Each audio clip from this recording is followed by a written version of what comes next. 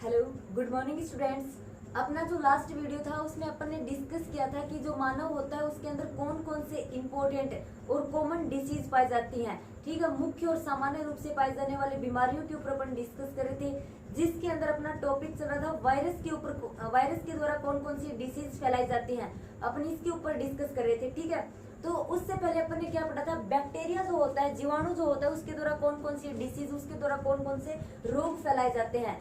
आज अपन पढ़ेंगे वायरस के द्वारा। और वायरस में एड्स जो था उसके ऊपर अपन ने पूरा का पूरा डिस्कस कर लिया था। एड्स किसके द्वारा फैलता है, कौन से वायरस के द्वारा फैलता है, उसके क्या क्या लक्षण होते हैं, बचने के कौन कौन से तरीके होते हैं, और रोग के कौन कौन से कैरेक्टर, कौन कौन से लक्षण होते हैं। इस चीज पर अपन ने डिस्कस किया था। अब अपना ये टॉपिक जो है अपन कंटिन्यू करते हैं। और आगे क्या दे रखा है, नेक्स्ट जो अपनी वायरस से जो डिसीज फैलाई जाती है उसका नाम होता है पोलियो। और पोलियो के बारे में आपने पहले भी सुना होगा। ये पोलियो जो रोग होता है एक वायरस जनित रोग होता है। ठीक है, और ये किन में पाया जाता है, ये बच्चों में ज्यादा पाया जाता है। इसके इफेक्ट से क्या होते हैं, बच्चे जो होते हैं वो अपंग हो जाते हैं। और अपना जो ये पोलियो रोग होता है ये जल या फिर खाद्य सामग्री के माध्यम से प्रसारित होता है। अगर जो अपना ये रोग होता है इसके सिम्टम्स की अपन बात करें, इनके लक्षण की अपन बात करें, तो क्या होता है कि जो रोगी व्यक्ति होता है उसको क्या होता है कि बुखार बहुत तेज आती है, बार बार उल्टियां होती हैं, उसको खांसी जुकाम लगने लगता है। और धीरे धीरे क्या होता है, 3-4 दिन के पश्चात रोगी व्यक्ति या फिर जो बच्चा होता है वो अपने हाथ पैर नहीं हिला पाता है सामान्य रूप से। और अगर ये वायरस मस्तिष्क अपने ब्रेन एंड मेरुरज्जु में प्रवेश कर जाता है तब क्या होता है, जो श्वसन दर होती है वो कम होने लगती है। ठीक है, ये बुरी तरह से इफेक्ट करता है संक्रमित व्यक्ति की बॉडी को। अब ये जो रोग था ये पहले काफी मात्रा में पाया जाता था, लेकिन बाद में क्या हुआ, पोलियो के लिए एक दवाई का आविष्कार किया गया। और उस दवाई का आविष्कार करने वाले साइंटिस्ट का क्या नेम था, जोन्स सॉक। ठीक है, जोन्स सॉक जो था वो अमेरिका का था। और एक अलग साइंटिस्ट अल्बर्ट जो था, अल्बर्ट ने सन 1955 के अंदर 1955 में क्या किया था, पोलियो रोग के लिए मुख से जो अपन दवाई पीते हैं, पोलियो की सामान्य दवाई, उसका आविष्कार किया था। और ये जो दवा होती है ये बच्चे को जन्म के प्रथम वर्ष में 3 बार पिलाई जाती है। एक माह के अंदर, माह का जो अंतर होता है वो बीच में रखा जाता है। ठीक है, 1 वर्ष के अंदर 3 बार पिलाई जाती है।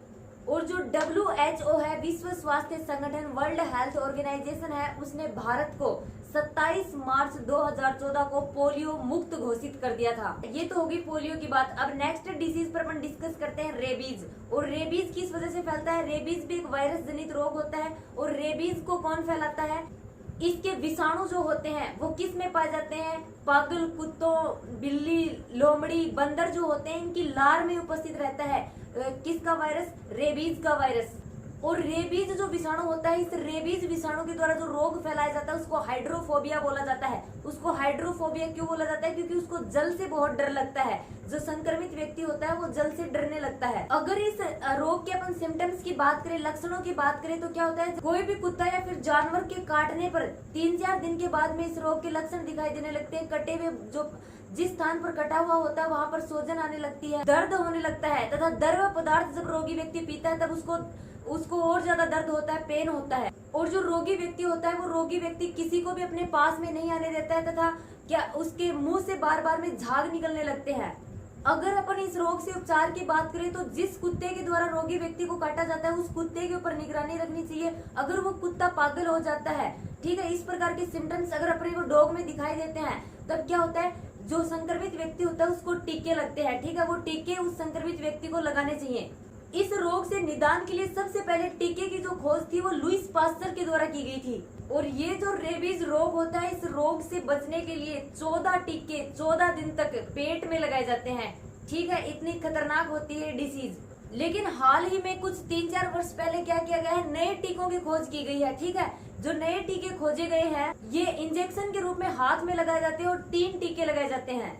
और उस टीके का नाम क्या है, उस टीके का नाम है मोरिक्स ह्यूमन डिप्लॉइड कोशिका टीके। ठीक है, मोरिक्स ह्यूमन डिप्लॉइड कोशिका टीके जो होते हैं वो रेबीज से बचने के लिए लगाए जाते हैं। अब नेक्स्ट अगर वायरस जनित रोग की अपन बात करें तो नेक्स्ट डिसीज कौन सी है, कनफेड या फिर गलसुआ, जिसे मप्स भी बोला जाता है इंग्लिश में। और ये गलसुआ या मम्प्स जो होता है ये किन में फैलता है, बच्चों में फैलता है। और इस रोग का एक अलग नाम भी है जिसे अपन क्या बोलते हैं, एपिडेमिक पेरिडोटिस। ठीक है। एपिडेमिक पेरिटाइटिस भी बोला जाता है मम्प्स को। और ये जब रोग हो जाता है तब क्या होता है, जो रोगी व्यक्ति होता है ना उसके गले में भोजन को निगलने में बहुत ज्यादा असुविधा होती है, क्योंकि ये लार ग्रंथियों को बहुत इफेक्ट करता है ये रोग। अगर इस रोग की सिम्टम्स की बात करें, अपन लक्षणों की बात करें, तो क्या होता है, जो रोगी व्यक्ति होता है उसको ठंड लगने लगती है और जो गला होता है उस गले में बहुत ज्यादा दर्द होता है। अगर रोग से बचने की बात करें तो ये सारी की सारी अपन इन्फेक्शन डिसीज की बात करें, अगर बचाव की बात करें तो जो रोगी व्यक्ति होता है उस रोगी व्यक्ति के संपर्क में आने से अपने को बचना चाहिए। और जो दर्द होता है, जो पेन होता है, उससे निवारण के लिए एस्प्रिन की गोलियां लेनी चाहिए, ठीक है। नेक्स्ट जो अपने डिसीज है वो है जुकाम, जिसे फ्लू बोला जाता है। और जुकाम जो होता है वो किसके द्वारा फैलता है, इन्फ्लुएंजा वायरस के द्वारा फैलता है। और जुकाम जो होती है वो भी एक इन्फेक्शन डिसीज है, संक्रामक रोग है, तो संक्रमित व्यक्ति से बचकर रहना चाहिए, ठीक है। इसके बचाव का ये तरीका होता है, अगर किसी को जुकाम हो जाती है तो उससे बचना चाहिए, उसके पास नहीं जाना चाहिए, क्योंकि ये एक इन्फेक्शन डिसीज होती है जो संक्रमित व्यक्ति से स्वस्थ व्यक्ति को भी फैल सकती है। अगर इनके सिम्टम्स की बात करें तो हाथ पैरों में दर्द होने लगता है, कमर में दर्द होने लग जाता है, जो बॉडी होती है अपनी उस बॉडी में कंपकपी आने लगती है। अगर अपन इस रोग के प्रसारण की बात करें तो रोग फैलता किस प्रकार से है, जब संक्रमित जो व्यक्ति होता है उसको खांसी आती है, छींक आती है, तो उसके जब खांसने से, छींकने से मुंह के द्वारा जो द्रव्य की छोटी छोटी बूंदें बाहर निकलती है ना, उसके द्वारा वो संक्रमित व्यक्ति से स्वस्थ व्यक्ति को भी फैल जाता है। अब नेक्स्ट अगर वायरस जनित रोग के ऊपर अपन बात करें तो नेक्स्ट अपनी डिसीज आएगी पीलिया रोग। और अपना जो पीलिया होता है वो भी वायरस के द्वारा फैलता है, और इसका प्रसार किसके द्वारा होता है, अशुद्ध भोजन या फिर जल के द्वारा। अगर रोग की सिम्टम्स की बात करें, लक्षणों की बात करें, तो जो रोगी व्यक्ति होता है उसको भूख बहुत कम लगती है, बार बार वो बेहोश हो जाता है। व्यक्ति जो होता है उसको कमजोरी आने लगती है, बार बार उसको बुखार होता है, और जो लीवर होता है उस लीवर में सूजन आने लगती है। एंड फिर धीरे धीरे क्या होता है, जो संक्रमित व्यक्ति होता है उस संक्रमित व्यक्ति की जो आंखें होती हैं, जो नाखून होते हैं, यूरिन जो होता है वो क्या हो जाता है, उनका कलर कैसा हो जाता है, उनका कलर पीला हो जाता है। रोग के उपचार के लिए अपने को कंटिन्यू डॉक्टर की सलाह लेनी चाहिए, और पूरा जो रोगी व्यक्ति होता है उसको पूरी तरह से विश्राम करना चाहिए, और जो वसा युक्त जो भोजन होता है, वसा युक्त भोजन रोगी व्यक्ति को नहीं करना चाहिए, ठीक है। नेक्स्ट अपन डिसीज की बात करते हैं चेचक रोग। अब ये जो चेचक रोग है ये भी बहुत बड़ी महामारी थी किसी टाइम में कोरोना की तरह, और ये बहुत तीव्र रूप से एक संक्रमित व्यक्ति से दूसरे व्यक्ति को फैलता है। अगर अपन प्रेजेंट टाइम की बात करें तो इसके कुछ वैक्सीन, कुछ मेडिसिन इसकी बन चुकी हैं, तो इसका इतना असर नहीं है। जो WHO था उसने अपने देश को क्या कर दिया है, चेचक मुक्त घोषित कर दिया है।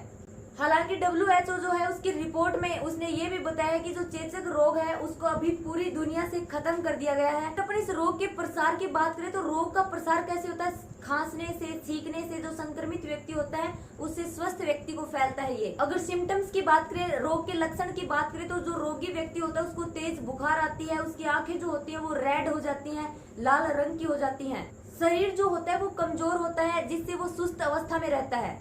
संक्रमण के तीसरे चौथे दिन शरीर जो होता है उस पर लाल लाल रंग के दाने से उभरने लगते हैं, और फिर जो ये दाने से शरीर पर उभरते हैं इनमें क्या होता है, द्रव सा भर जाता है, और ये जो दाने बॉडी पर बनते हैं ये एक ही दिन में सूखने भी लगते हैं और बहुत तेज बुखार आती है इस टाइम। ये जो दाने बॉडी पर बनते हैं इनको क्या करना चाहिए, जो लाल रंग की दवा आती है उस लाल रंग की दवा से इनको धोना चाहिए।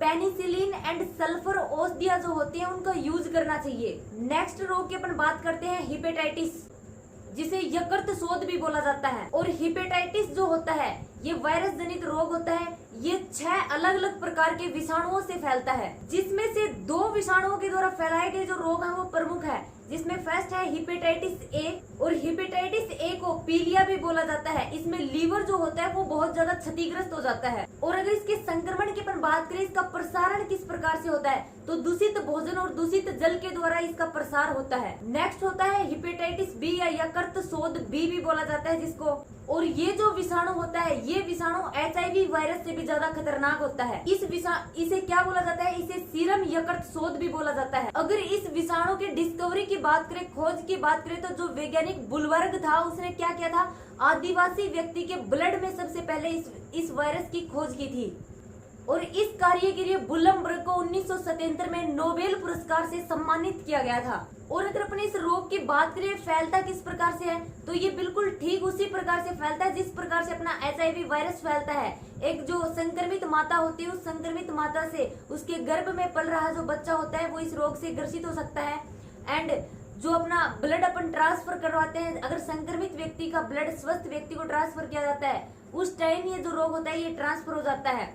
या फिर संक्रमित व्यक्ति के द्वारा यूज में ली गई नशीली दवाइयों का जब वो सेवन करते हैं उसके लिए जो इंजेक्शन यूज में लिए जाते हैं, अगर उन इंजेक्शनों का कोई यूज करता है तो उसके द्वारा भी क्या होता है, इस रोग का प्रसार हो जाता है। अगर रोग के सिम्टम्स की अपन बात करें तो क्या होता है, रोगी व्यक्ति को तेज बुखार आने लगता है, पीलिया उसको हो जाता है, भूख नहीं लगती है, शरीर जो होता है वो पूरी तरह से कमजोर हो जाता है। रोग से बचाव की अपन बात करें तो अपने को क्या करना चाहिए, स्वच्छ जल का सेवन करना चाहिए। जो अपने हॉस्पिटल्स वगैरह होते हैं उनमें जो ऑपरेशन के जो औजार होते हैं वो पूरी तरह से निर्जीवीकृत होने चाहिए, ताकि संक्रमित व्यक्ति के ऑपरेशन के थ्रू यूज में लिए गए ये जो औजार होते हैं अगर अपन इनका स्वस्थ व्यक्ति पर यूज करते हैं तो उसको इस प्रकार की डिसीज ना फैले। डिस्पोजल सिरंज, डिस्पोजल इंजेक्शन जो होते हैं उनका यूज करना चाहिए। और जो हेपेटाइटिस से बचाव के जो टीके जो वैक्सीन होती है उनका यूज करना चाहिए। ठीक है, ये तो थे अपने वायरस जनित रोग। यहाँ पर अपने सारे के सारे वायरस जनित जो डिसीज थी वो कंप्लीट हो जाती है। नेक्स्ट वीडियो में अपन देखेंगे कि प्रोटोजोआ जो होता है उसके द्वारा कौन कौन सी डिसीज, कौन कौन सी बीमारियां फैलाई जाती हैं।